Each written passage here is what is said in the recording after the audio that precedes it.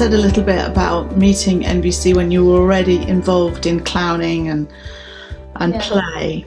And was there a particular moment that you can remember when you thought, aha, these things could kind of come together, or was there an inspirational moment? Do you have a memory of that?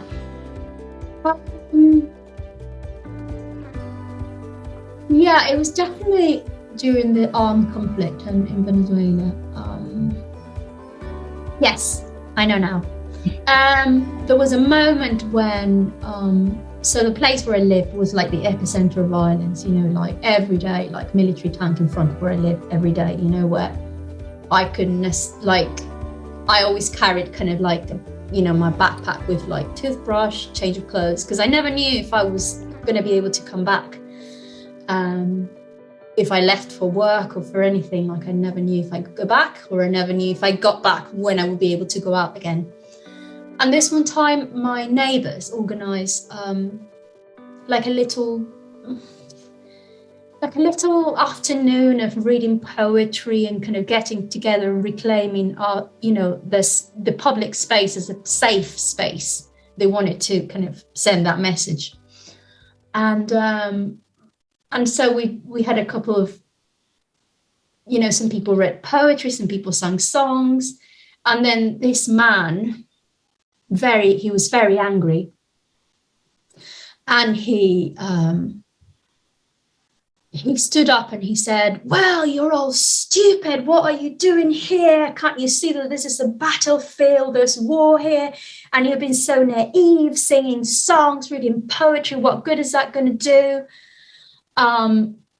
This is not a safe space. It will never be, because my son was kidnapped right here a week ago, and they stole everything from us, and they had to give, you know, the ransom was like incredible, like millions, and they you know, amassed all the money they could find so that they could rescue and get the son back.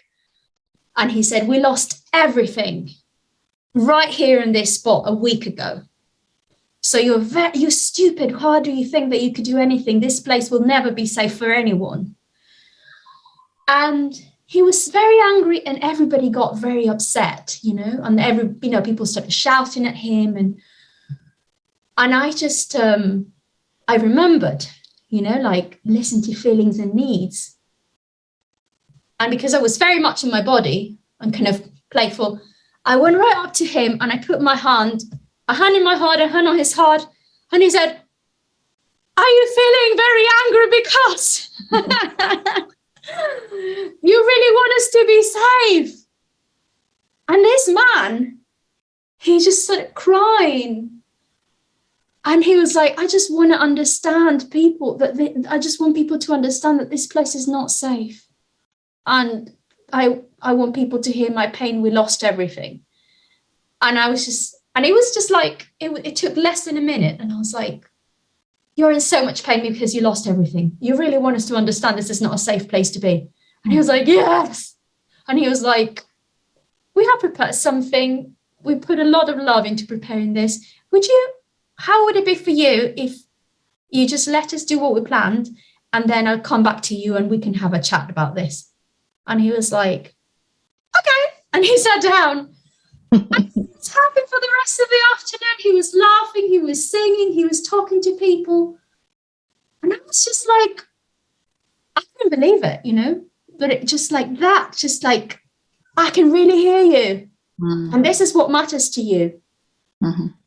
It was so effective.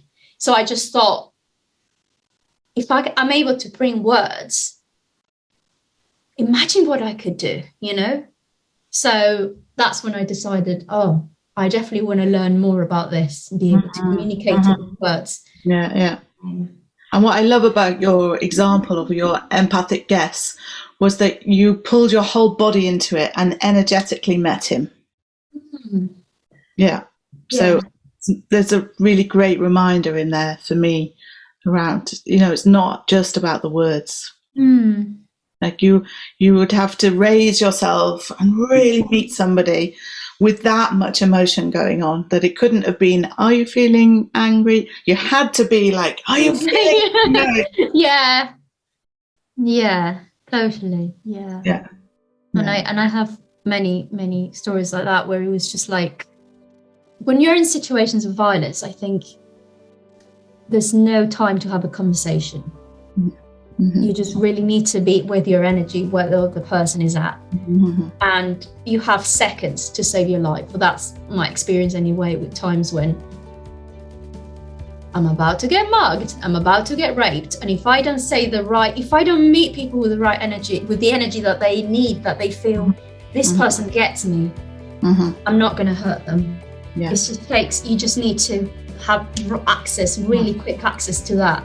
Yeah. So, yeah. Really, really meeting. So empathy is a meeting space so empathy isn't the feelings and needs words, it's the meeting space.